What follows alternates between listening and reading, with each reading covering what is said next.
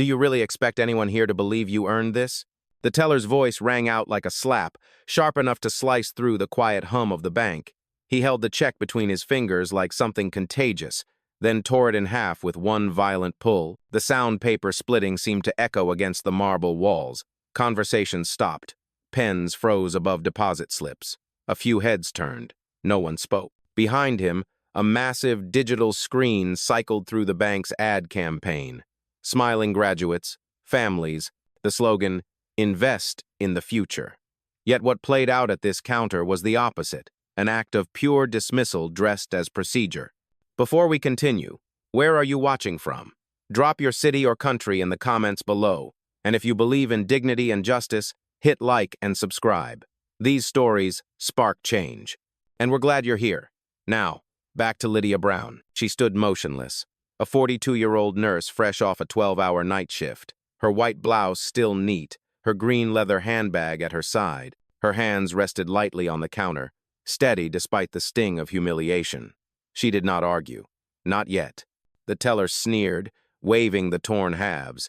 "Counterfeit checks show up every week. You people always—" He caught himself, but the damage was done. His coworker at the next window looked down, ashamed. From behind the frosted glass door, the branch manager appeared mid-50s, suit pressed tight, eyes narrowing as if he'd been waiting for this confirmation of bias. "Ma'am, if this is what you claim, we'll have to verify with the issuing institution," he said, tone cool but dripping with doubt. Lydia's voice, calm and measured, cut through his condescension. "That check was issued this morning," she said.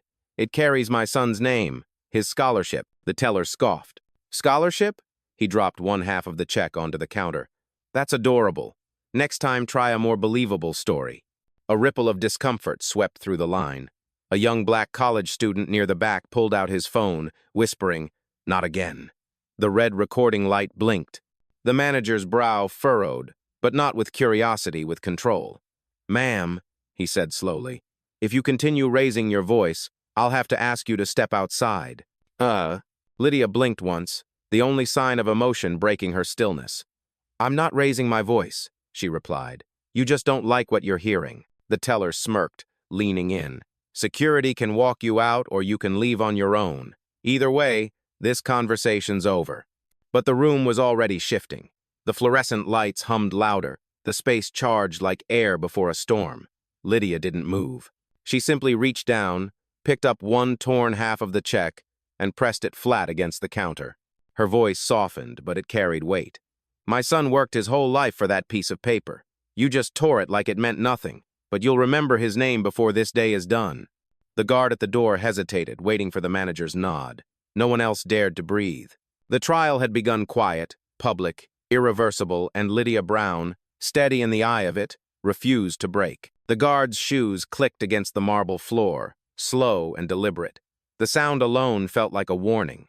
He was tall, built like someone who was used to removing problems, not solving them. The teller stepped back, crossing his arms in quiet satisfaction. The branch manager nodded once, a subtle signal that the removal should begin. Lydia stayed still. Her eyes followed the guard's reflection in the counter's glass. When he stopped in front of her, close enough to cast a shadow over her purse, she finally spoke. "You are about to make the worst mistake of your shift," she said softly. "I am not the problem here." Her tone was not angry. It was steady, even measured, like a teacher correcting a student. That calm unsettled the room more than shouting ever could. The guard hesitated, glancing toward the manager for reassurance. But before he could move again, a voice came from the line. A young woman holding a toddler stepped forward.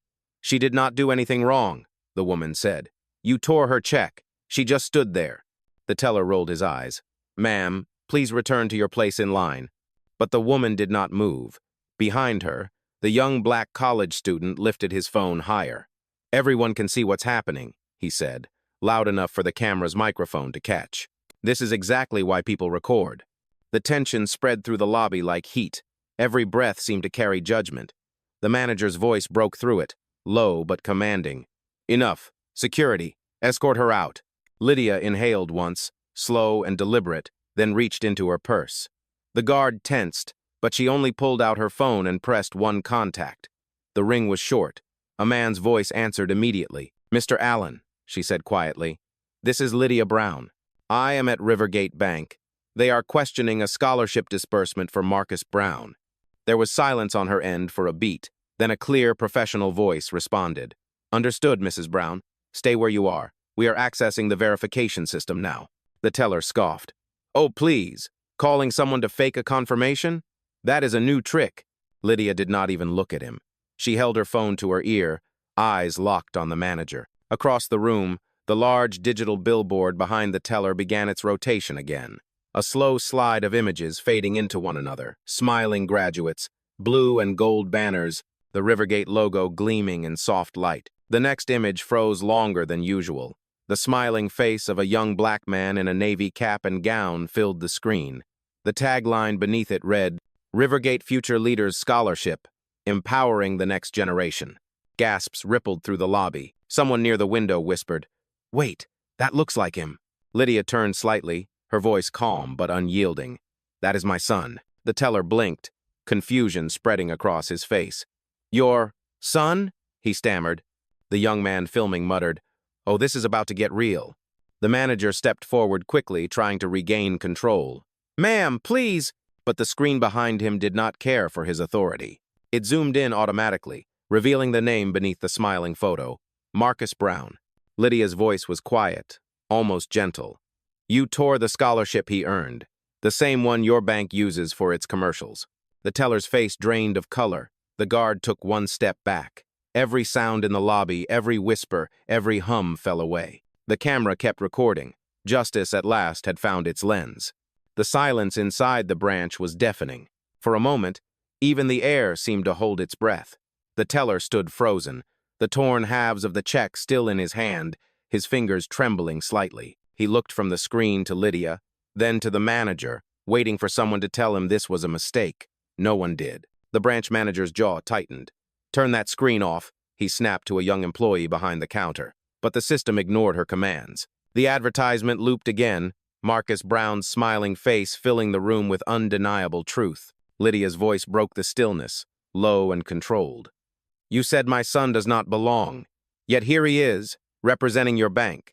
She pointed at the glowing screen. That is his face, his name, his scholarship. The young mother with the toddler whispered, Lord have mercy, under her breath. Someone near the door began to clap quietly, once, then stopped, unsure if it was allowed. The teller dropped the torn check onto the counter. I did not know, he said, his voice suddenly small. That was the point, Lydia replied. You never asked. The college student with the phone stepped forward, capturing the teller's pale face and the billboard glowing behind him. Ma'am, do you want me to keep recording? He asked. Lydia shook her head.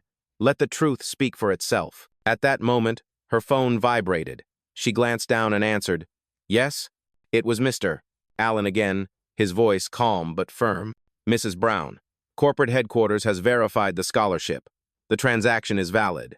I am also on a live call with the regional vice president. He requests to speak with the branch manager immediately. The manager blinked, caught off guard. Who? Lydia handed him the phone without a word. He hesitated, then took it. This is Mr. Haynes, branch manager, he said, his voice suddenly cautious. Whatever he heard on the other end made his shoulders drop. Yes, sir, he muttered. Understood. He handed the phone back to Lydia, avoiding her eyes. Lydia spoke softly into the receiver. Thank you, Mr. Allen. Then she ended the call and slipped the phone back into her purse with deliberate grace. The manager straightened his tie, forcing a brittle smile. Mrs. Brown, I am terribly sorry for the misunderstanding. If you would please step into our private client lounge, we can sort this out properly. Lydia did not move. You mean the same lounge you just threatened to have me removed from? No one answered. The teller's co-worker, a young woman who had stayed silent through it all, stepped forward. Her voice shook, but it was clear. I saw the verification come through earlier this morning, she said. Her name was already in the system. Every head turned. The manager glared at her, but she stood her ground. You ignored it because of how she looked, she continued. I am sorry, Mrs. Brown. I should have spoken sooner. Lydia met her eyes and gave a small nod. It takes courage to tell the truth. Thank you. The room was thick with shame. Even the security guard lowered his gaze, stepping quietly back to his post. The digital billboard looped one more time. Marcus Brown's face filled the lobby again, his smile unbothered, his future undim. Lydia gathered the torn halves of the check and placed them gently in her bag. "You can keep your apology," she said calmly, "but you cannot keep your ignorance." Then she turned, her heels tapping against the marble, every step an echo of dignity that no one in that room would ever forget. Lydia reached the center of the lobby, her steps deliberate and unhurried. The marble floor beneath her seemed to amplify every click of her heels, turning sound into authority. Behind her, the billboard still glowed with Marcus's smile, unblinking and radiant, a silent witness to everything that had just unfolded. The teller slumped back into his chair, his confidence drained. The manager remained standing, face pale and jaw tight, searching for words that would not come. Lydia turned slowly to face them, her voice calm but sharp enough to cut the tension. "You did not make a mistake," she said. "You made a choice. You looked at me, decided I was less, and acted like it was your duty to remind me of it." Her words landed with the weight of truth. A few customers nodded quietly. One man in a gray suit murmured, "That is exactly what happened." The manager tried to regain control. "Mrs. Brown, please, there is no need to create a scene. We would like to resolve this privately." Lydia tilted her head slightly. "A scene?" she repeated. "You made a public accusation. You called security. You tore a check meant for a student you promote on your own screens. Privacy is a luxury you gave up when you humiliated me in front of strangers." The manager's lips parted, but no defense came. Her phone buzzed again. It was Mr. Allen, this time on video call. Lydia lifted the phone and turned the screen outward. On the display was a polished office, with the bank's regional vice president sitting upright, a somber expression on his face. "Mrs. Brown," his voice came through the speaker, calm and measured. "I want to personally apologize for what you experienced. The behavior of this branch does not reflect our institution's values. I have already initiated an internal review." The teller's eyes widened. "Wait, sir, The vice president interrupted, his tone firm. "Do not speak. We have your recorded statements and the footage from the branch cameras. Effective immediately, you are suspended pending investigation. The same applies to your branch manager." The room went silent again. The college student's phone was still recording, but now it trembled slightly in his hands. Even through the screen, justice carried weight. The manager swallowed hard. "Sir, please, This is not up for debate," the voice on the phone continued.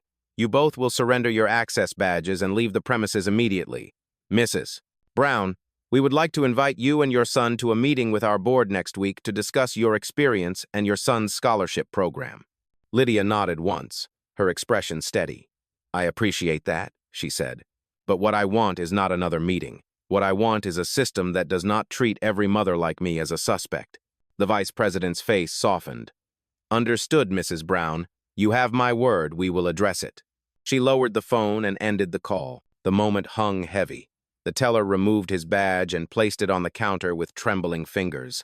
The manager followed suit, his voice barely above a whisper. "I never meant for this to happen." Lydia's gaze was unwavering. "Intent does not erase impact," she said, "and silence does not undo harm." As they turned toward the exit, the customers who had witnessed everything began to clap. Not loud, not chaotic, but steady, rhythmic, reverent. Lydia did not smile. She simply exhaled, a long, slow breath that carried years of restraint, and said softly, "Maybe now, the next mother who walks through those doors will not have to prove she belongs."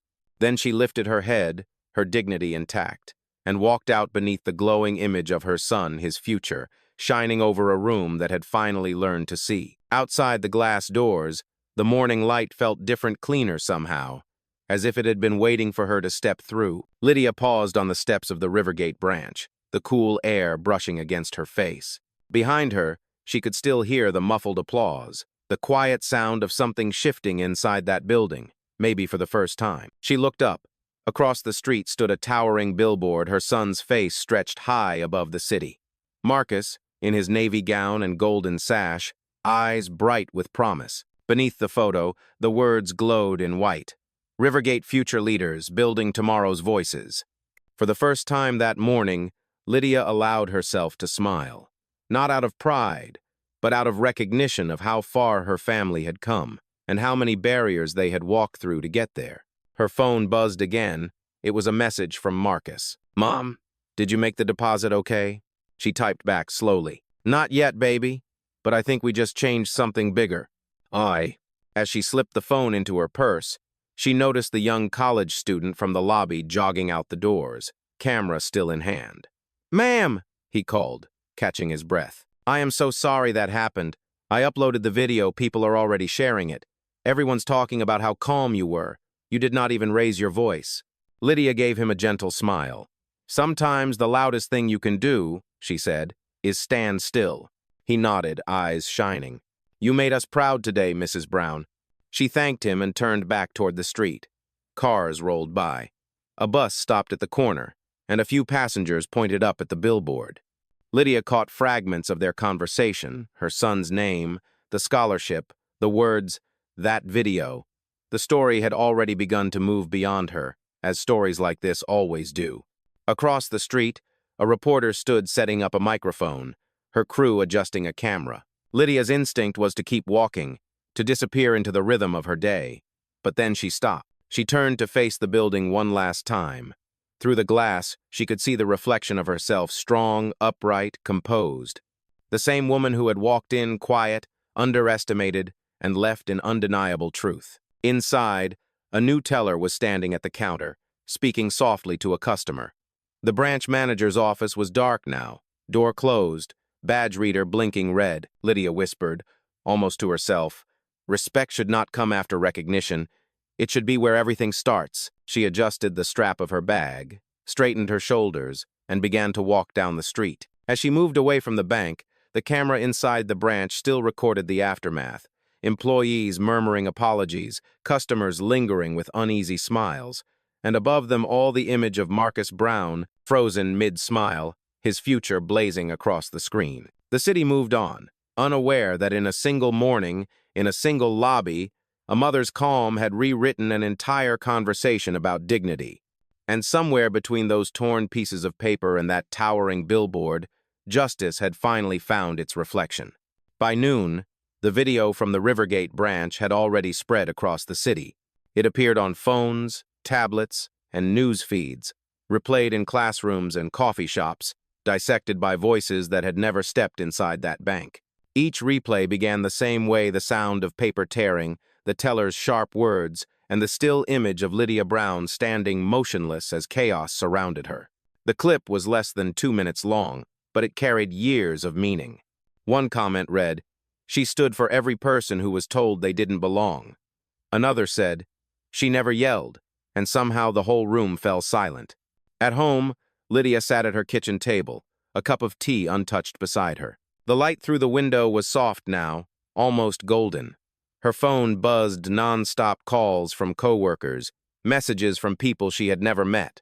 Reporters wanted statements. Advocacy groups wanted to feature her in campaigns, but Lydia wanted quiet. On the wall behind her hung a framed photo of Marcus, younger, holding a science fair trophy almost too big for his arms. She remembered that day, the pride in his smile, the tears she had hidden as she clapped. He had been the only black student in that competition, and still, he had won. Her phone rang again. This time it was Marcus. "Mom," he said, his voice low and worried. "Are you okay? Everyone's calling me. My scholarship director, the school, even local news. They said a video's going around. Is that really you?" Lydia exhaled, her voice gentle. "It is. I did not expect it to spread this far." "I saw the comments," Marcus said. "People are angry, but they are proud too. They are saying your calm changed the story." She smiled faintly. "Calm is not weakness, baby. It is control. When the world expects you to break, staying whole is its own kind of power." There was silence on the line for a moment. Then Marcus said, "They want to interview me about the scholarship. What should I say?" Lydia thought carefully, watching sunlight shift across the floor. "Tell them the truth," she said. "Tell them you worked for it. Tell them the check was real. Tell them the woman at the bank forgot what dignity looks like." He laughed softly. "I love you, Mom." "I love you too, Marcus." When the call ended, she looked back at the television. A local news anchor was already speaking. "The woman in the viral Rivergate video has been identified as Lydia Brown, a registered nurse and mother of scholarship recipient Marcus Brown. Rivergate Bank has issued a public apology, and announced a review of its employee training policies.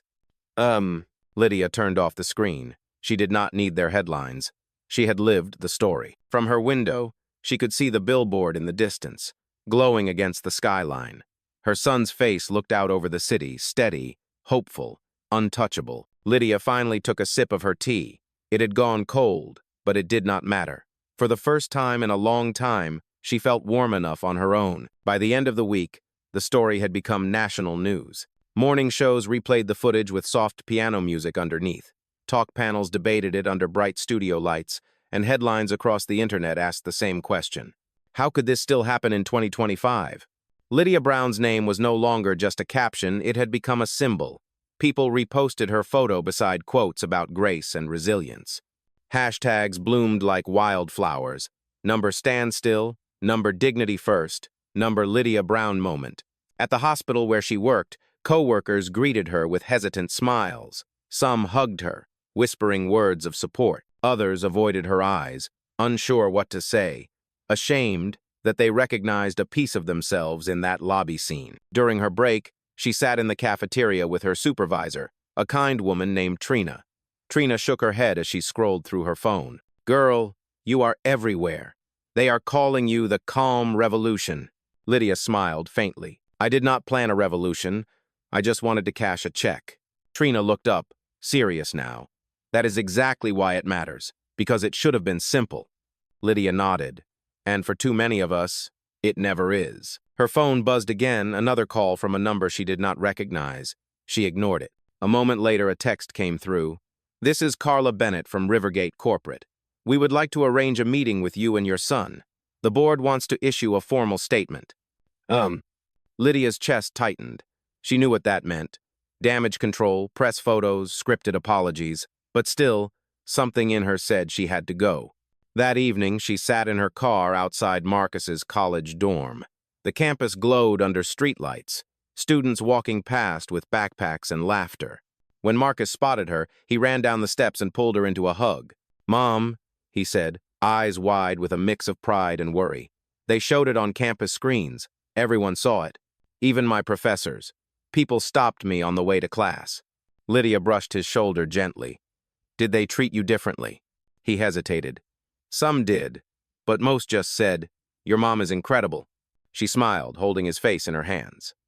"Good. Remember, baby, the goal was never fame, it was fairness." He nodded. "They said the bank wants to meet. Are you really going?" "Yes," she said, "not for them, for us. Because the next mother who walks into that lobby deserves better than what I got." Marcus looked at her, admiration flickering behind concern.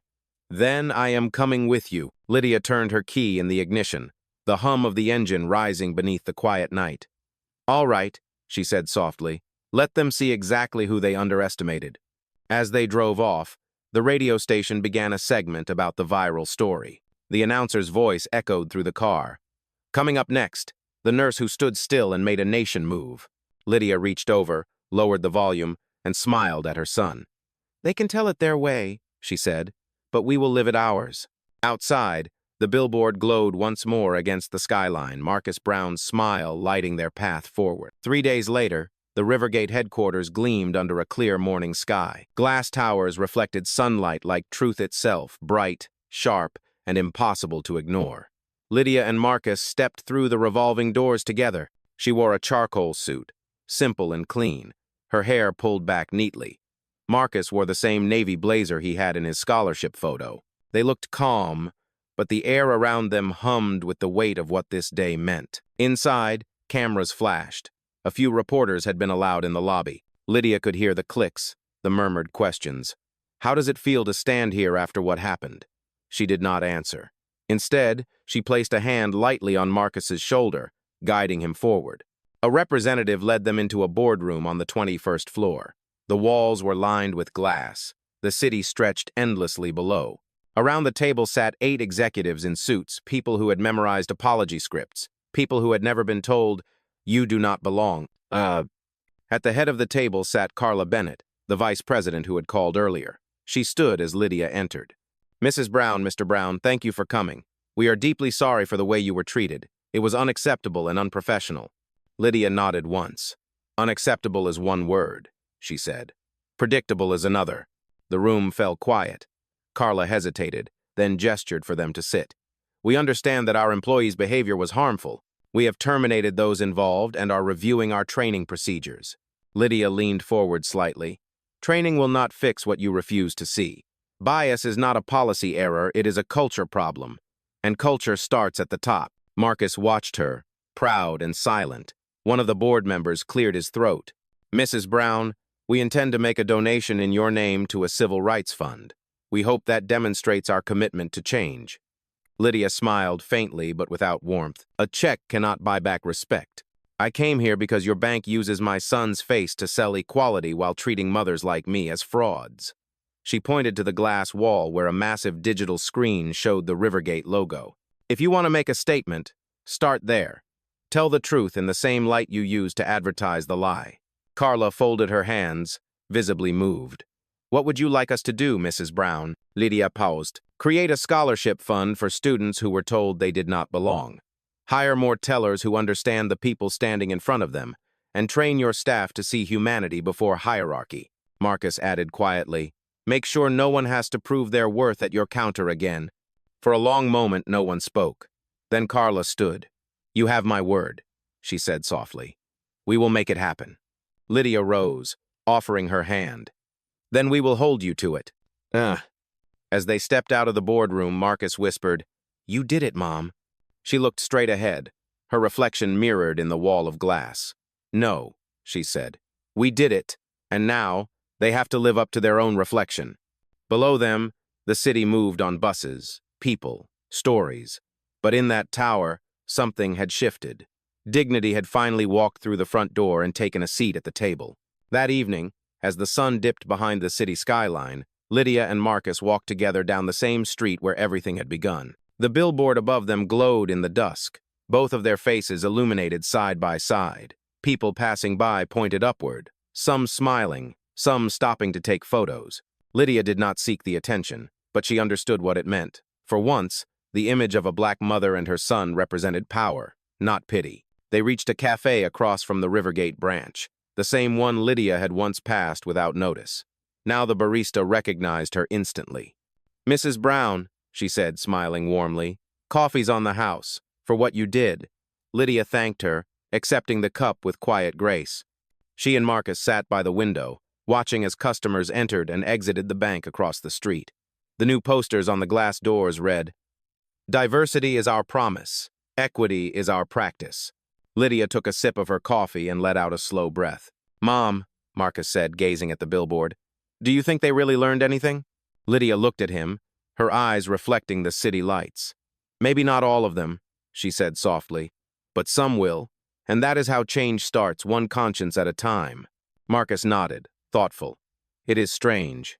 That place used to feel so big. Now it looks small. Lydia smiled faintly. That is what truth does, baby. It shrinks what once seemed untouchable. Across the street, the glass doors opened again. A young black woman in a business suit stepped out, holding a check in her hand. She glanced up at the billboard, then at Lydia through the cafe window. Their eyes met for a brief moment, a silent acknowledgement, a passing of something deeper than word. Lydia raised her cup slightly in greeting. The woman smiled, lifted her chin, and kept walking, her stride confident, unbroken. As night settled, Lydia looked one last time at her son's face shining above the city. He earned that future, she whispered. All I did was remind them to see it. Marcus reached for her hand. Together they sat in the warm glow of the cafe, two silhouettes against a skyline that finally knew their names. Weeks passed, and the noise of the headlines began to fade, but the story refused to die. It had rooted itself in conversations, in classrooms, in church halls, in family dinners where people finally spoke about the quiet ways dignity was tested every day.